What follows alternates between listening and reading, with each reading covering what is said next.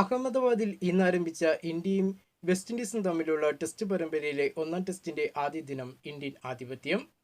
Toss നേടി ആദ്യം ബാറ്റിംഗിനിറങ്ങിയ west ഇൻഡീസിനെ 162 റൺസിന് ഇന്ത്യ പുറത്താക്കി.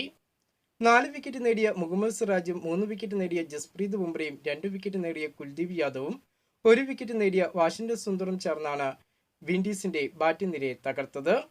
32 റൺസ് നേടിയ ജസ്റ്റിനാണ് വിൻഡീസ് ബാറ്റിംഗ് നിരയിലെ ടോപ്പ് സ്കോറർ. ഒന്നാം ഇന്നിംഗ്സ് ബാറ്റിംഗ് ആരംഭിച്ച ഇന്ത്യ ഒന്നാം ദിനമായ ഇന്ന് കളി നിർത്തുമ്പോൾ 2 വിക്കറ്റ് നഷ്ടത്തിൽ 121 റൺസ് നേടിയിട്ടുണ്ട്. വെസ്റ്റ് ഇൻഡീസിന്റെ ഒന്നാം ഇന്നിംഗ്സ് ലീഡിനെ മറികടക്കാൻ ഇന്ത്യക്കിനി വെറും 41 റൺസ് മാത്രം മതി. 36 റൺസ് നേടിയ ഇന്ത്യൻ ഓപ്പണറായ യശസ്വി ജയ്സ്വാളിന്റെയും 7 റൺസ് നേടിയ സായി സുദർശന്റെ വിക്കറ്റുകളാണ് ഇന്ത്യക്കിന്ന് നഷ്ടമായത്. അർദ്ധ സെഞ്ചുറിയുമായി KL രാഹുലും ഇന്ത്യൻ ക്യാപ്റ്റനായ ശുഭ്മാൻ ഗില്ലുമാണ് ബാറ്റിംഗിൽ തുടരുന്നത്. KL രാഹുൽ 53 റൺസും ശുഭ്മാൻ ഗിൽ 18 റൺസുമാണ് നേടിയിരിക്കുന്നത്.